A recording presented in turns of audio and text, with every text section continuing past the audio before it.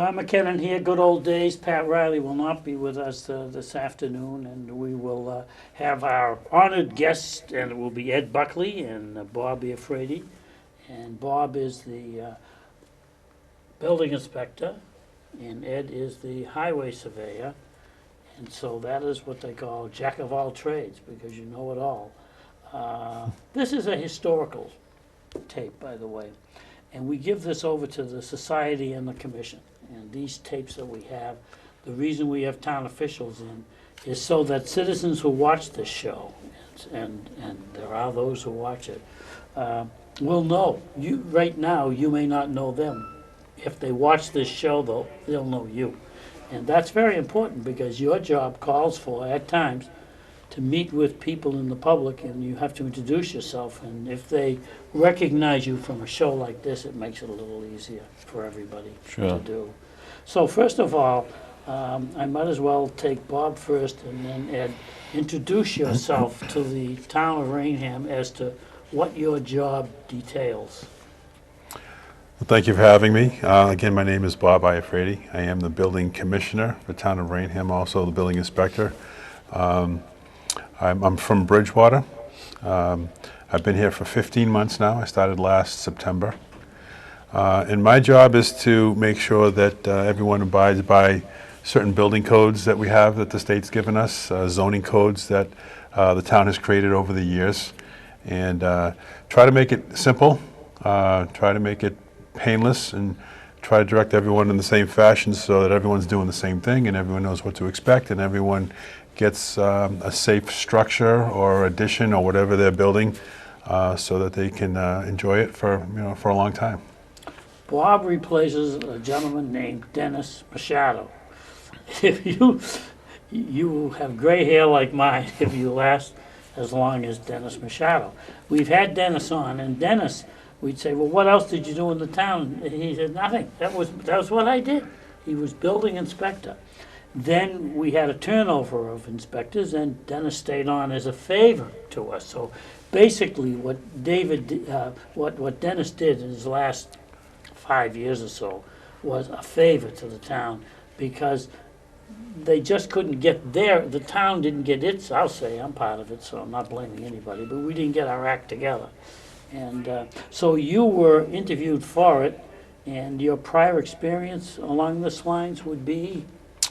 I was a local building inspector for the town of Bridgewater, and then I went to the town of Lakeville for 6 years as their building commissioner. Wow. From there I went to Wareham. I spent about 14 months there, and then this job opened up, and actually Dennis, he was one of the people who interviewed me, and he might be part of the reason why I came to Raynham. He's a tough act to follow, very smart man. Learned a lot from him in a short amount of time. And so that's how I ended up here in Raynham. I hear nothing to the negative that you actually replace him in such a way that it's such a smooth transition that there is nothing on both of you. And that's one of the reasons I have you on is I am a very lazy person, you see, and I want shows to be easy. The show is easy because you two gentlemen came on board.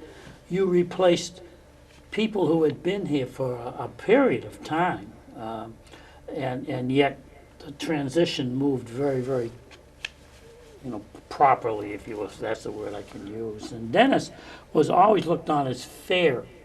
As a matter of fact, John Noblin, who I think you might know, and Frank Campbell, John has a show once a year where he gives awards out to different citizen groups, businesses, and things of this nature. And the last show he gave Dennis an award, citizen award, and if a contractor and a building inspector can get along in that way, it isn't like the Patriots game last night where the officials are blowing the whistle at the wrong time. It's that he really got along well with people, although he was very structured in his way.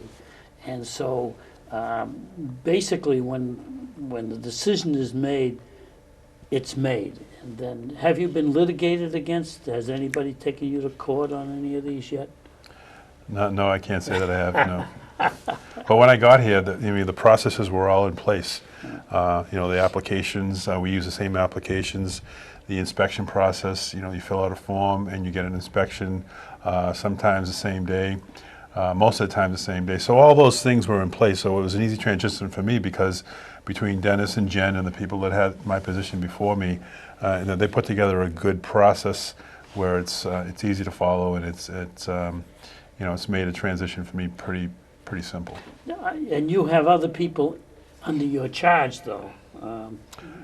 In my department, we have an administrative assistant, and we also have electrical and plumbing inspectors. Right.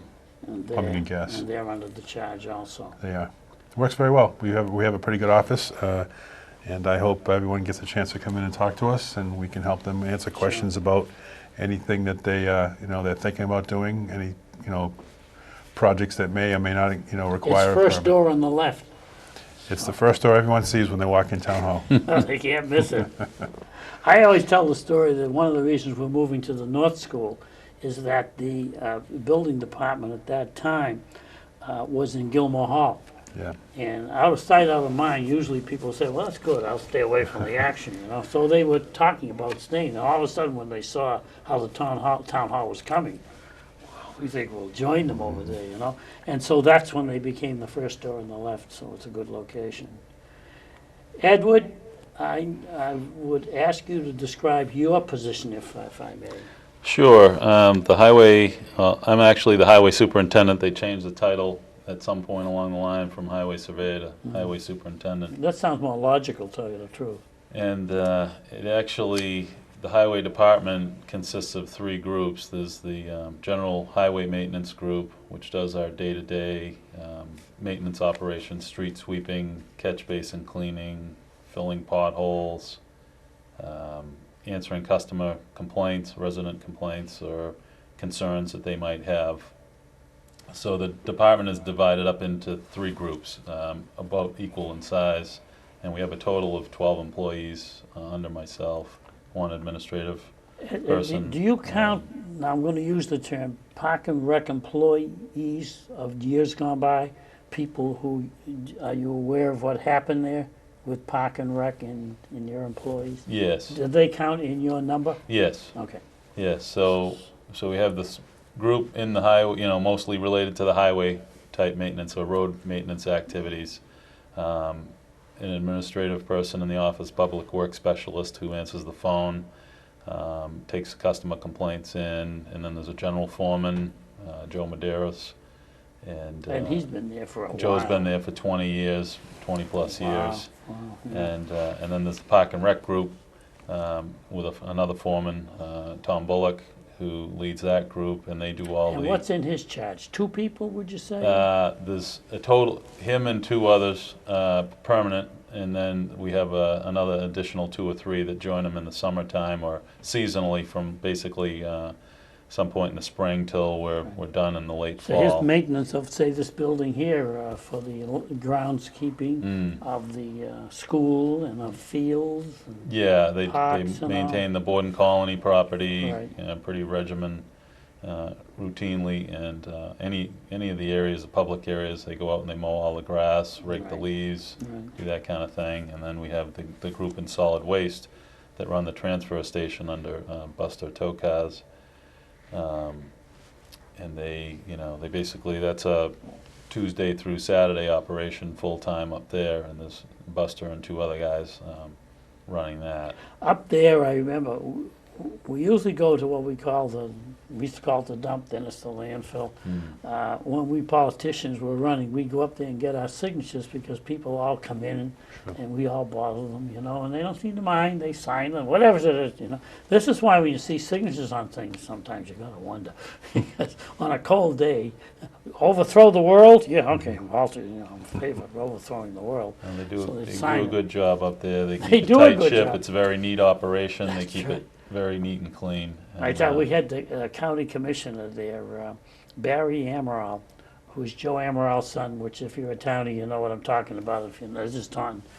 And I told him, come up and you can even wear white shoes. We're all thinking, we go to a wedding from there, because you go in there and it's so well run that really you can literally come in there dressed up on your way to something, and it's okay. You can get, most of it's recycling anyway, and so it is so well run.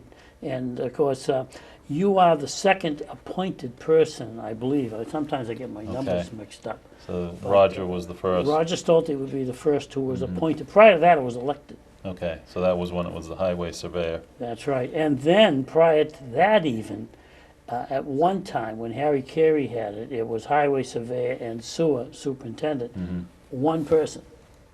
And then Harry retired from highway surveyor and Mike Sylvia came on board. And it was a little mix-up, I think, because I think Mike thought that encompassed both positions, but it didn't.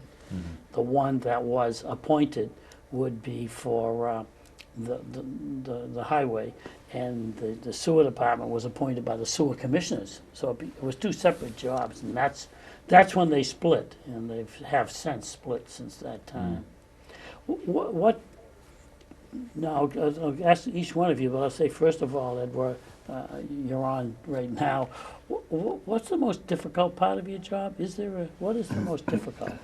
Well, I think, each season there's different challenges, and we're rolling into the snow and ice season That's as a we tough speak. time. You know. And your experience now, Bob, you previously had the same job, so that falls in line. Ed, you had the same position, but specialized in one portion of it. Well, it was in Plymouth. primarily highway, and the highway department over in Plymouth, we had 25 employees just doing highway maintenance. It was a substantially larger DPW because of the size of Plymouth. Plymouth is 400 and some odd miles. What people don't understand, some people, everyone watching this does, and you and I do, of course. Plymouth is the largest town in the Commonwealth of Massachusetts. Second largest is Middleborough. And the largest city, square miles, is Taunton.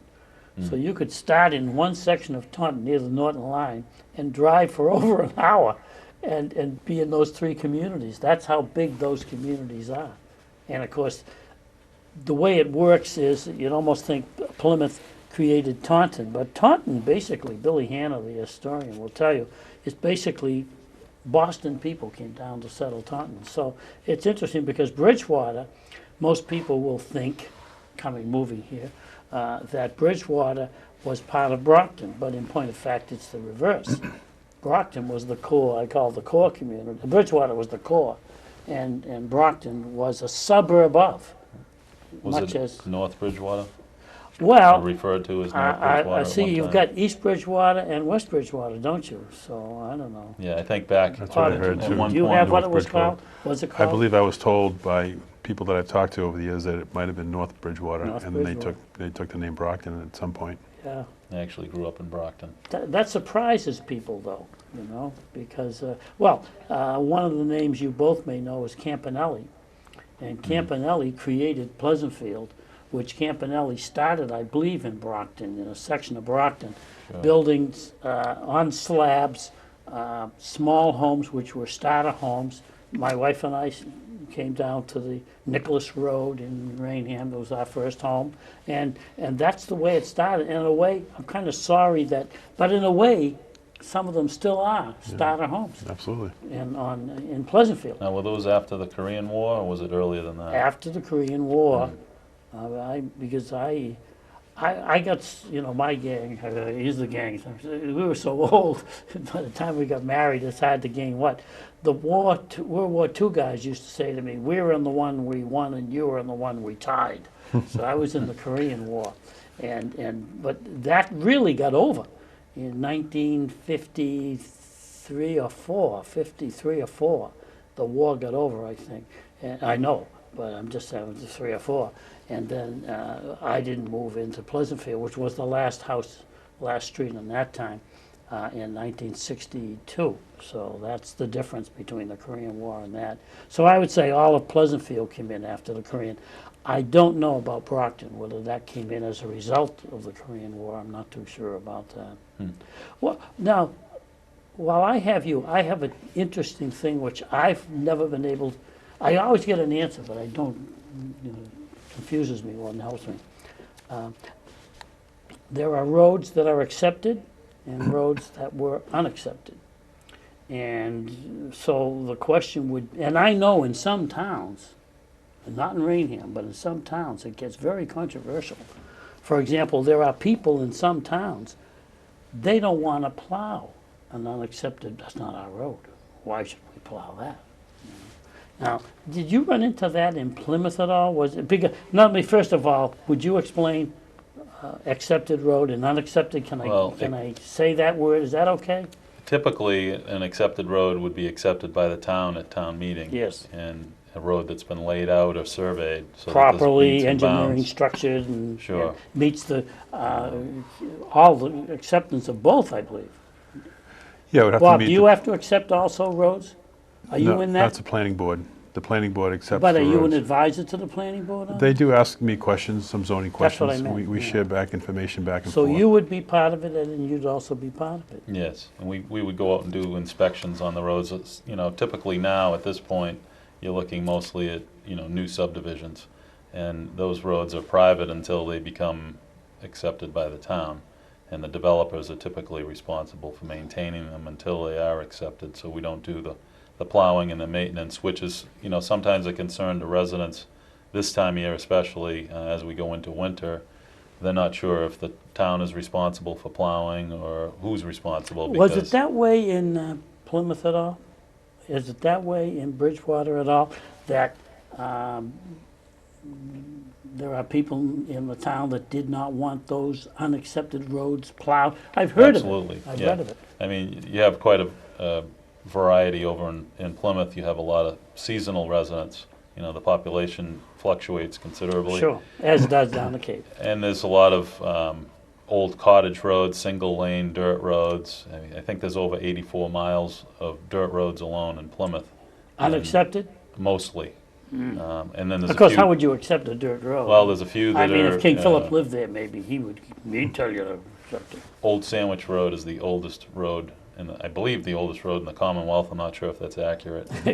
And that's a public way in Plymouth, but it doesn't have a survey, or portions of it don't Yeah. have a survey Is it, layout. is it not approved? It is approved, or maybe it's grandfathered as, as an ancient way or something Yeah. like that. Yeah. But we maintained it. There's other private roads over there that we didn't maintain, and there are residents that opposed us doing any maintenance, and I was Oh, kind yeah. of, it all This depends is what on happens, the right? location. They own that road. Yeah. They put up with gates. The other problem for the towns are unaccepted roads typically aren't built to a standard width or Well, that's for why they're vehicle unaccepted too, access. yeah. And so it makes it difficult for the town to come in and do maintenance there Mm-hmm. and not cause damage to private property. Yeah, we've run into that in Raynham where we say if you're gonna plow it, the plow really has to be able to get down and back. Right. That's always good. But I've always contended, if a taxpayer pays money and they make their money by going to work, the town really should provide them a method of getting to work, which is if it snows, the town should plow it. But then the other side of the coin, and I can think of a couple in Raynham, that it would be very difficult to plow it, but then on the other side of the coin, what do I say to them? They do have to get to work, so Right. it creates a, Well, it's not unique to Raynham. When you have a developer that develops a road, let's say he puts in a subdivision that has 20 house lots on it, that road is not going to be finished until those house lots are completed.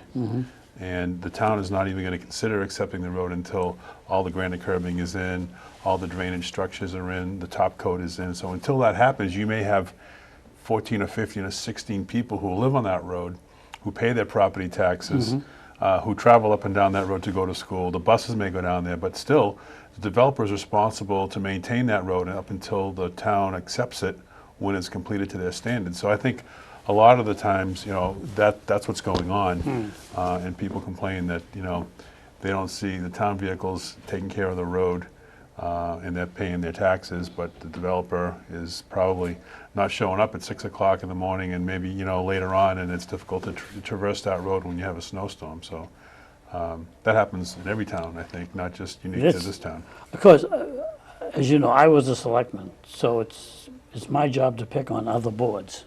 It wasn't our fault. There was a fund, Eddie Murby, who the garage is named after the Eddie Murby in your garage on the highway. Down at the end of Burnt Swamp Road, isn't that a name for a street? That's Titicut Road. So Titicut Road, the road we drove down to get here, was Burnt Swamp. Okay. And at the end of it was this huge boulder. And that was this was a gravel pit. And people who wanted to drive down here and drive their vehicles and all stuff couldn't get around that boulder. So they'd go to Eddie Murby and they'd say, Eddie, you can't get around that boulder. And he said, selectmen made me do it. So it was always our fault for that. So because of that, I like to blame other people for unaccepted roads. And so I'll say to the planning board, when you originally when you originally had the plan for Road A, and you bonded to make it so that it would be complete, but then the years went by, didn't it? And Johnny Jones, who built it, went bankrupt. And the amount of money you had, though, suddenly isn't enough to do it. Or you took it, and you used it for something else. And so there lies it. And then all of a sudden, whose responsibility is it? I've had planning board people on the show, and they're basically, well, we don't have that many. Maybe so, and that could be so. But I'm interested in seeing what happens when crunch time comes to repave an unaccepted, not plow it, repave it, or well, one of the streets, Chairman Smith, Marie Smith, lives on Forest Street, and that was a dirt path. And then the building inspector do a little of this, and then he did a little of that, as was off of my street. I'm on Richmond Street, is Warren Street, and up through there going up to Orchard Street, that area was pretty much dirt, And the funny thing is that a highway surveyor who became the friends of the people in the street would fix it up and make it look nice, and the next thing you know, they're getting traffic from everywhere. And we don't want cars. We didn't mean fix it up for cars. We meant fix it up so we could go where we're going, So actually you can't win, can you? No. No. So that's good to know. There are subdivisions that get approved as private ways. Berry Hill's one of them. With gates, some of them are gated The town's community. not going to maintain that road, and those folks that buy in there are going to pay a fee and their taxes, but they're not going to see town vehicles taking care of those roadways. There's also another, I think it's a three lot subdivision that's going to be maintained as a private subdivision off of is it Maple Street. So people need to be aware when they buy their properties whether or not the town owns the access roadway. I think they are if it's gated, I think, something like that. But a regular street, you buy it and it's just like the street next door. There's a street A and that's accepted, and B and it isn't. And they look just alike. Yeah, And they got the happens a same lot. kind of houses going up and down. And wait a minute now, how come mine isn't accepted? So It's a challenge. I like to bring up problems. Because that's what I do, And someone mentioned it to me before. That's a good question. How about the unaccepted roads, how they work out? Well, fortunately, there aren't too many that we have requests That's right. from. That's what they tell me, yeah. And there's a couple that are really difficult that we do maintain. or I at can least think to of a do couple that emergency you do maintenance. plow, but it's very difficult to plow. It is, especially last winter where it got to the point where, You gotta put the plow high, and if well, you're you're high, coming very close to a building structure, and the risk of a liability for the town even is high because you could damage the building. Yeah, And that's then the right. town's liable and you're on private property. And I hate to say it, there are people who like to sue the town. Mm-hmm. They get a kick out of that. Bob, what surprises you in the town of Raynham? Anything? I'm surprised at how well it's run and how nice the people are. Been received very well. I think town government's run very well. We have a great administrator. We have great people in town hall. Not to say that I haven't been in places where there are other great people, but No, sure. I'm surprised at how well people work together and how well how things get done and how people help each other out.